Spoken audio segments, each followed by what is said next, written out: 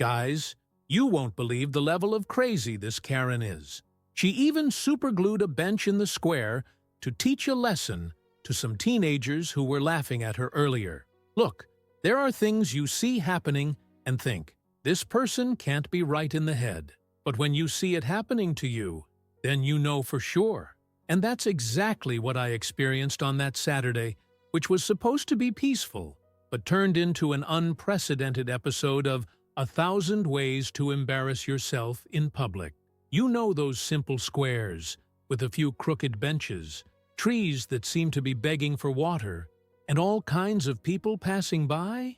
Well, that's where she always appeared. The woman, with her millimeter-long oxygenated blonde hair, her handbag slung across her chest, as if she were ready to parachute at any moment, and the eternal look of someone who thinks the world revolves around her own navel. If the bench had a "reserved for those who think they're superior" sign, that's where she'd sit. But that day, something seemed to have come over her. Something between an outburst of stardom and an urgent need to do social justice in her own way. The reason? A group of teenagers. Simply because they were laughing. Laughing out loud, laughing amongst themselves, laughing at TikTok. I don't know. But the woman decided that their laughter was a personal affront. She stood there, looking at them with that Mexican soap opera villain look, rolling her eyes as if she were playing a role in a drama that only she had written. She walked out huffing, and when she came back, she was carrying a brown paper bag. Nobody paid much attention, not least because she looked like just another crazy person freaking out about young people living their lives. Little did we know that inside that bag was the key to chaos. A giant tube of industrial spray glue. That's right, she had the audacity, the free time and the nerve to take the tube out of the bag, look around, then around, and spray the entire seat of one of the benches in the square. It wasn't a spray. No, it was a spray worthy of a do-it-yourself public trap tutorial.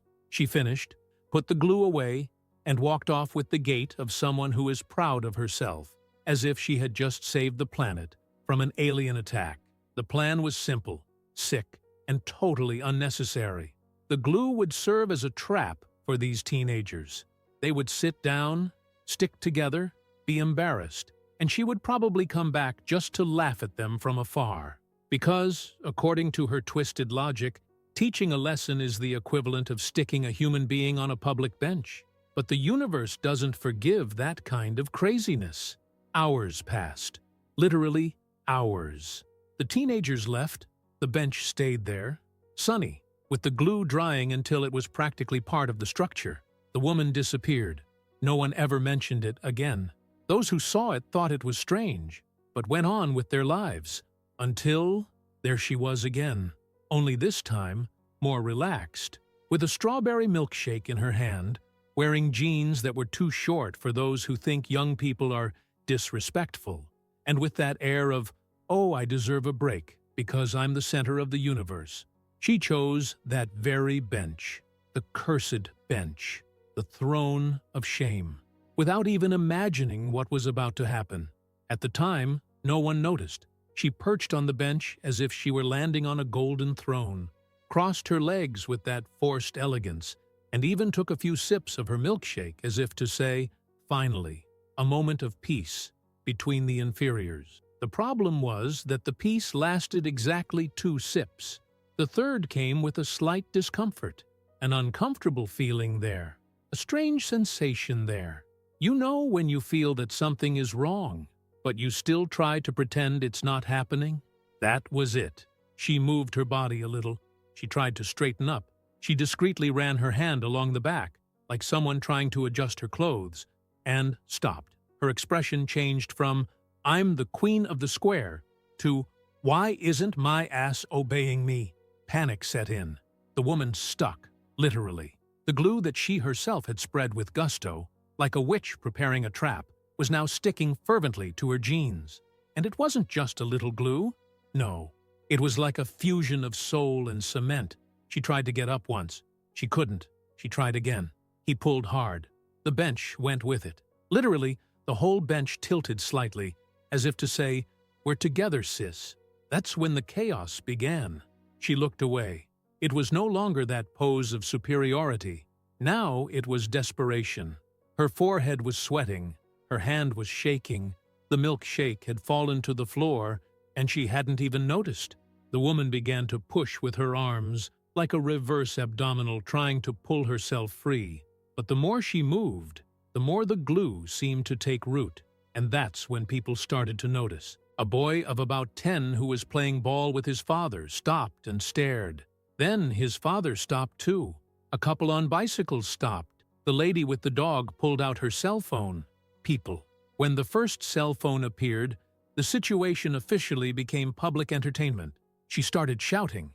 First it was, "Oh, what a pain!" Then, "This is sticking." And finally, the apogee of collapse. "Someone call the police. I'm being kidnapped by the bank." "Yes," she shouted that, loud and clear, as if the bank had a life of its own and was committing a crime against her physical integrity. At this point, there were about 15 people watching. Nobody got close, of course, because who's going to help someone get out of a bank without knowing if it's a prank, an outburst, or an artistic performance? And since nobody knew what was going on, they started filming, and the woman, desperate, trying to maintain the pose of a victim. She started shouting that the bank was badly maintained, that it was the city council's fault, that she was going to sue the city. But the more she spoke, the more absurd it became. Because someone there had the audacity to ask out loud, "Well, doesn't that look like glue?" And then everything fell apart. Because another man, who had seen her earlier with the paper bag, started to join the dots. He said, "I saw that girl earlier spraying something on that bench." That was it. The crowd turned into a jury. One guy even said, "So she glued her own ass to the bench?" What a wonderful plot twist. There was laughter. There was clapping. There were people almost choking on their mineral water. She started ranting, saying that everyone was against her, that it was a plot, that no one there knew what she went through on a daily basis. In short, she began to unleash a dramatic monologue in the best soap opera style, but nobody was buying it. She pulled again. Her shorts threatened to rip. She tried to use the bag as a lever, but only managed to knock over everything inside. A broken lipstick, an expired store card, and, of course, the half-empty tube of spray glue. When it fell to the ground and rolled right into the middle of the crowd of onlookers, it was like a verdict. People screamed. One man even clapped his hands, saying, "Crime scene revealed, ladies and gentlemen." It was then that she did the only thing possible at that point. She gave up.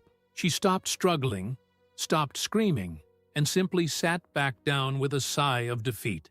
She let the shorts cling even tighter and stood there, staring at the horizon, as if accepting her fate. Almost poetic, if it weren't tragic, or so absurdly comic. What nobody knew was that the worst was yet to come. Because at that moment, a municipal guard car appeared in the distance, its gyroflex on, and the woman, seeing that, lit up again, like a phoenix from the chaos.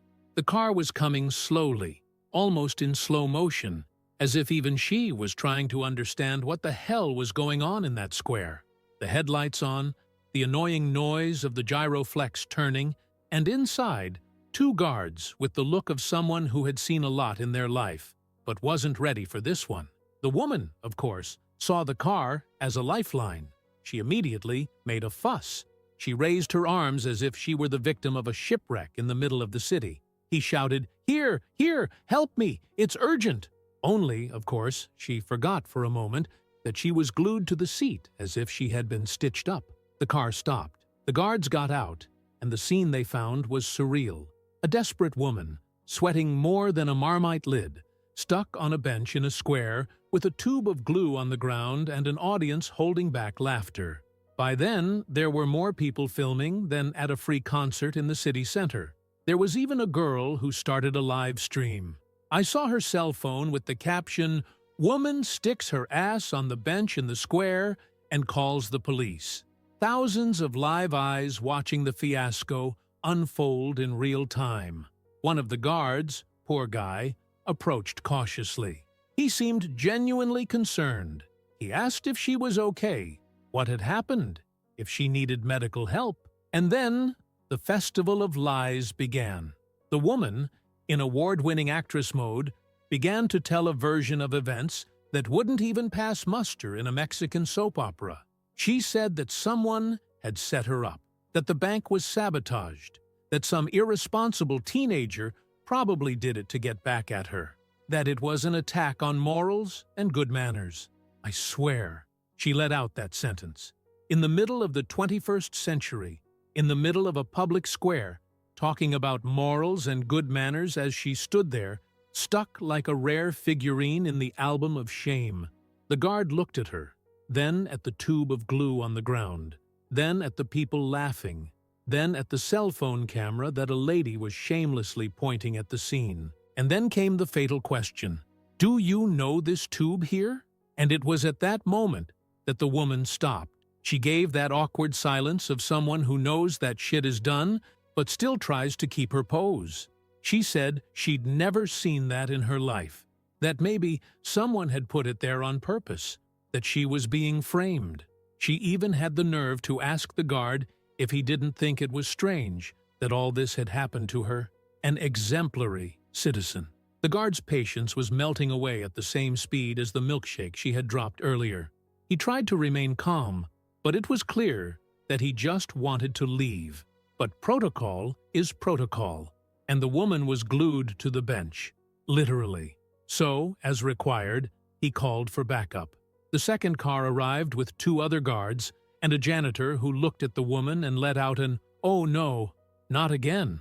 We discovered at that moment that this woman was a regular in the city's messes.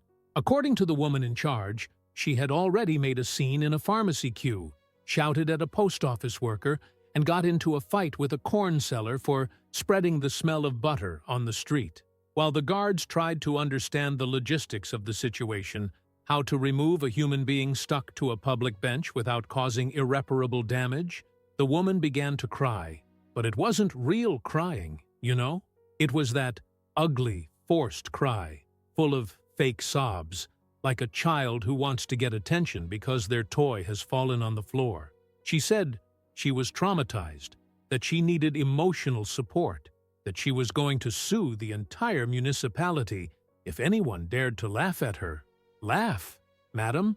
People were almost having a picnic, complete with popcorn and soft drinks. People were narrating the scene. A little uncle with a sports announcer's voice said, "And there she goes, trying to unstick her left buttock. Look out! It's pulled, and it's still stuck." The cleaning lady brought an industrial remover, the kind of thing you only use in extreme cases, like when a graffiti artist puts superglue on the wall and writes his ex's name. The guards asked her to stay calm, not to move, and began to apply the product. The smell was strong. It stung the nose, but the woman didn't even blink. She was so committed to maintaining the victim narrative that she didn't even care. Meanwhile, the denim shorts were already in a precarious state. It had faded in some parts, pulled in others, and you could see that, at the rate it was going, either the seat would come off, or everyone would leave with half the square stuck to it. When they finally managed to get off, it was a mixture of relief and embarrassment. The woman stood up, her legs a little shaky, her face flushed with sweat and embarrassment, and an aura of, "This has never happened. Don't look at me." But the audience applauded. I swear on everything. They applauded as if it were the end of a show. One man shouted, "Congratulations on the show, star!" And a lady even offered her a cloth to wipe off her sweat. She tried to walk away with dignity. She really tried, but it was no use. The shorts had practically become a reminder of what had once been a piece of clothing. And the bench. Ah, the bench. It remained there, marked, scratched, with a piece of fabric stuck to it, like a scar from the bullshit that happened there. She tried to walk out of the square as if nothing had happened, but let's be honest, there was no saving face. The shorts looked like they had been through an apocalypse, and her gait was a little crooked, almost staggering, like she was trying to ignore the fact that half the city had seen her ass stuck to a public bench. And as if the public shame wasn't enough, on the way to her car, yes, she still had the nerve to walk back to her own car, which was parked a few meters away. She still managed to trip on the sidewalk and almost fall flat on her face. A lady who was watching the whole thing from afar said, It's hard for her today." And look, it really was. When she got to her car, she angrily threw her bag on the passenger seat, got in, slammed the door, and stood there for a few seconds, just breathing, perhaps trying to convince herself that she still had control over her own life. But it was too late. The internet had already done its job. The videos were in all the neighborhood groups. The prints of the stories were circulating on Twitter, and a page called Bizarros da Cidade had already posted the compilation with a dramatic soundtrack and sound effects of bananas slipping. Over the next few days, the woman disappeared, really gone, as if she had evaporated from existence. She didn't even show up at the grocery store where she used to argue with the staff over the price of lactose-free milk. She didn't even show up at the gym where, according to reports, she fought with the instructor because the equipment was too sweaty for a lady like her. Total silence. The kind of disappearance that only those who have been publicly humiliated can taste. But it's obvious that the silence was only temporary, because people like that can't stay off stage for long.